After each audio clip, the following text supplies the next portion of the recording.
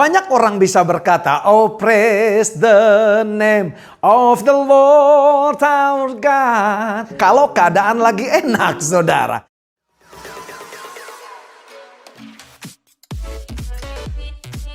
Sharing firman, saya berikan satu judul, yaitu hakikat integritas. Integritas, apa yang saudara nyanyikan, maka itu adalah ekspresi daripada kehidupan saudara. Kalau dalam ibadah saudara bisa berkata, bersyukur, bersyukur, bersyukurlah, bersyukur, karena kasih setiamu. Maka saudara, waktu apapun yang terjadi dalam kehidupan kita, baik waktu susah, baik waktu senang, saudara, itu bisa kita ejawantakan dan kita bisa implementasikan. Karena apa? Pujian penyembahan waktu kita ibadah itu adalah miniatur daripada kehidupan kita. Itu yang saya sebut integritas. Nah, ini kabar baik buat kita. Orang yang berintegritas tidak pernah dipengaruhi yang namanya situasi dan kondisi. Dimanapun dia berada, saudara, saat senang atau saat susah, orang yang berintegritas tidak bisa dipengaruhi oleh situasi tersebut. Karena apa, saudara?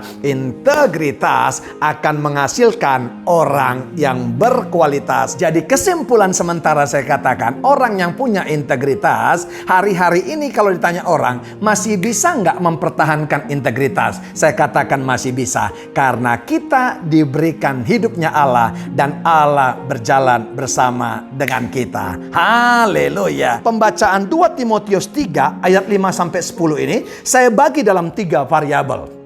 Ayat 5 sampai ayat 8-nya, saudara, itu saya katakan adalah indikator. Haleluya. Indikator itu ciri-ciri orang yang tidak punya integritas. Firman Tuhan berkata, secara lahiriah, secara fisik, saudara, mereka menjalankan ibadah mereka, tetapi pada hakikatnya, hakikat ini dikatakan KBBI, Kamus Besar Bahasa Indonesia, adalah intisari dan kenyataan. Mereka memungkiri kekuatannya. Jadi saudara, secara de jure, secara hukum, dan secara de factonya, faktanya berbeda, saudara. Apa yang dilakukan orang-orang yang disebut Rasul Paulus dinasehatkan kepada anak rohaninya, yang secara fisik mereka masih menjalankan ibadah mereka. Haleluya. Tapi pada hakikatnya, pada kenyataannya, mereka memungkiri kekuatan. Alkitab berkata,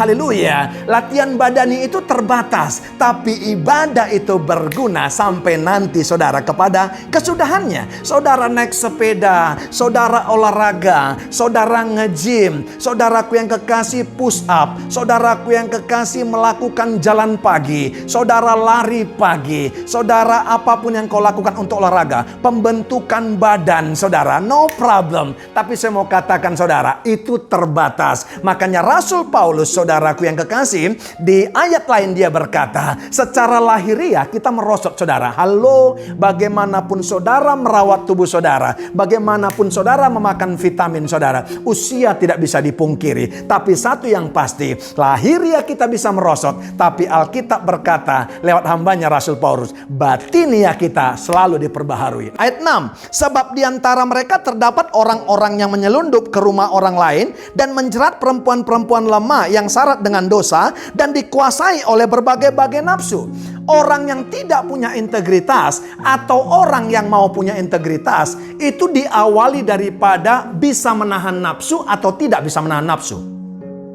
Jadi artinya begini, yang mempengaruhi seseorang bisa mempertahankan integritasnya, saudara, karena apa? Bisa menahan nafsu. Tapi kalau tidak bisa menahan nafsu, saudara, maka dia akan bablas dan tidak akan pernah bisa memprioritaskan yang namanya integritas. Karena apa? Hari ini, saudara, bisa engkau berkata, karena keterdesakan ekonomi, maka engkau, saudara, tidak lagi memprioritaskan integritas. Engkau bisa berkata, saudara, nggak apa-apalah melakukan dosa, bisnis dosa, berbohong, menipu dan segala macam. Betul nggak? Karena apa? Dengan alasan, kan sekarang Pak terdesak ekonomi. Nggak bisa saudara. Ayat 7, yang walaupun selalu ingin diajar, namun tidak pernah dapat mengenal kebenaran. Haleluya. Ada begitu banyak orang saudara, ada animonya, saudara hasratnya untuk mempelajari firman Tuhan, itu kuat sekali saudara. Tapi dikatakan, tapi tidak pernah dapat mengenal kebenaran. Karena apa? Batinnya menolak saudara. Fisiknya mendengarkan pengajaran, tapi batinnya menolak. Nah, ayat 8 dikatakan, sama seperti Yanes dan Yambres menentang Musa, demikian juga mereka menentang kebenaran. Mereka tentang kebenaran. Akal mereka bobrok dan iman mereka tidak tahan uji. Saya mau berkata saudara, kalau saudara hanya punya hasrat untuk belajar tapi menentang kebenaran, maka satu ketika akal saudara akan bobrok dan iman saudara tidak akan pernah tahan uji. Karena apa yang membuat kita kuat saudaraku yang kasih adalah firman Tuhan. Firman Tuhan adalah Allah sendiri. Karena secara fisik kita nggak bertemu dengan Yesus. Alkitab berkata iman percaya kita bukan iman yang melihat, cuma percaya saudaraku yang kekasih. Haleluya. Hasil daripada kebobrokan dan tidak memiliki yang namanya integritas tersebut apa? Ayat 9-nya dikatakan begini, tetapi sudah pasti mereka tidak akan lebih maju, karena seperti dalam hal Yanes dan Yambres, kebodohan mereka pun akan nyata bagi semua orang. Nah, resultnya hasil daripada orang yang tidak mengerti hakikat daripada integritas. Ada dua saya katakan.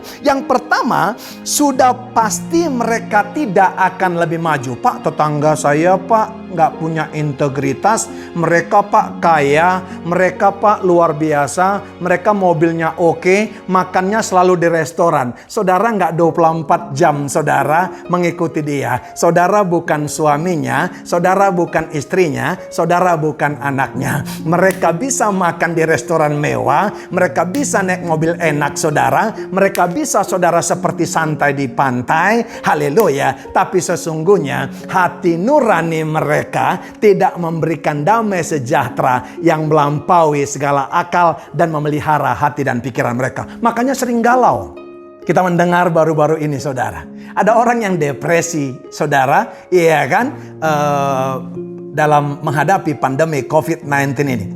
Apa yang kurang saudara? Ekonominya oke, lari ke narkoba saudara, kolam renang di rumah saudara, mobil keren, mobil mewah. Saya mau berkata saudara, yang harusnya stres dan depresi pada saat pandemi ini, ya kan, kita harusnya seperti saudara dan saya.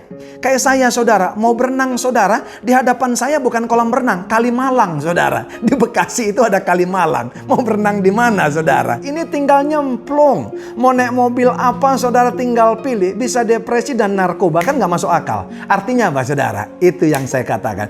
Akan berbeda. Tetapi sudah pasti mereka tidak akan lebih maju. Dari sisi apa saudara? Kerohaniannya, sisi damai sejahteranya, sisi prestasinya, maka tidak akan lebih maju. Karena apa saudara? Hasil yang mereka dapatkan, properti mereka, uang mereka, harta mereka tidak didapatkan dari apa yang disebut, yang dihasilkan daripada integritas. Haleluya. Amin saudara. Maka itu saudara, saya mau berkata jangan pernah cemburu. Yang kedua saudaraku yang kasih, hasil yang mereka terima, orang-orang yang tidak mengerti arti daripada hakikat integritas, kebodohan mereka pun akan nyata bagi semua orang. Haleluya. Orang yang berintegritas itu saudaraku yang kasih, penuh dengan hikmat marifat. Enak melihatnya saudara. Saudara yang tidak memiliki pengertian tentang hakikat integritas, cepat atau lambat, lihat baik saudara, kebodohan saudara akan nyata bagi semua orang. Itu saudara indikator,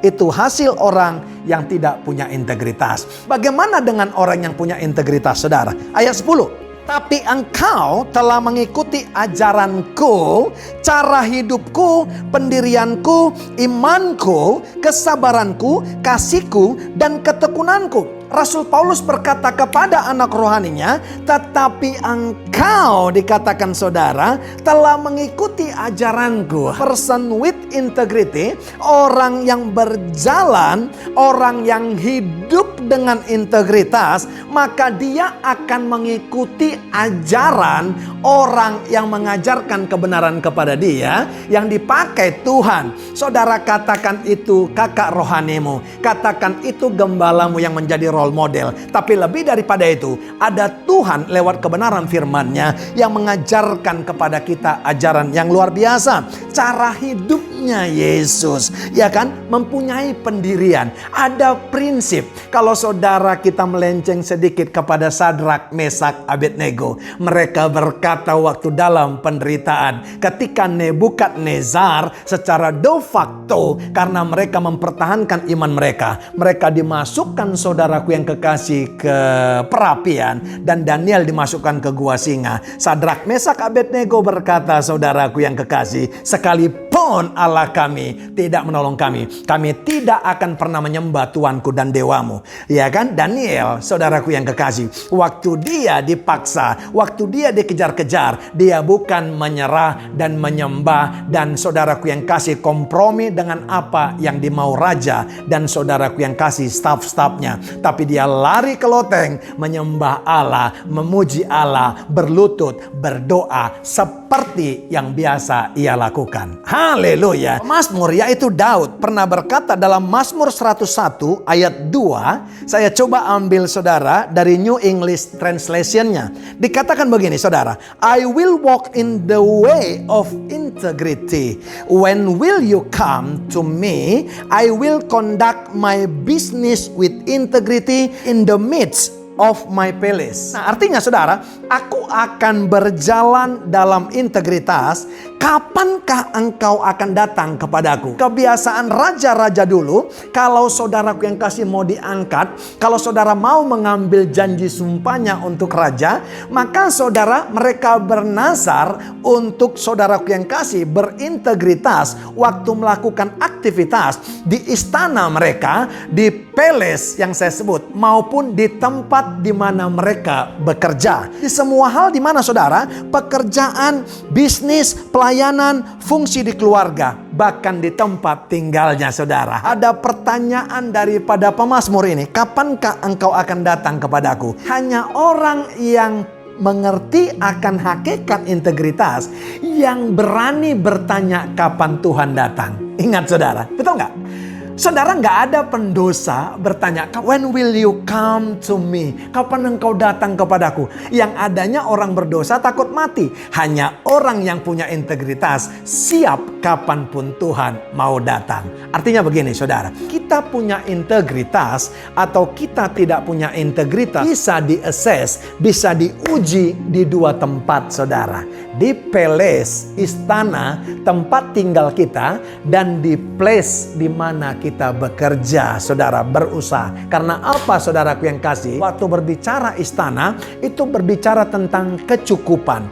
Tapi waktu berbicara saudara dunia kerja atau tempat saudara hidup saudara, itu berbicara semua keadaan saudara. Keadaan saudara sekarang di tempat tinggalmu, di rumah tanggamu, mungkin penuh dengan kekurangan. Mungkin ada saudaraku yang kasih, engkau lagi di istana sekarang berkecukupan. Di masa pandemi ini engkau tidak ragu. Karena apa? Engkau mempunyai deposito, engkau mempunyai tabungan. Justru pada saat dua sisi ini, orang diuji saudara integritasnya. Yang tinggal di istana, apakah engkau mau memperhatikan orang yang kekurangan? Yang kekurangan, apakah engkau bersungut-sungut dan menyalahkan Tuhan hari-hari ini dengan keadaan ini? Orang yang berintegritas dalam mengiring Tuhan tidak dapat dipengaruhi keadaan dan situasi. Karena justru keadaan dan situasi seperti saat inilah yang menjadi alat untuk menguji atau mengakses keutuhan integritas dalam mengiring Tuhan.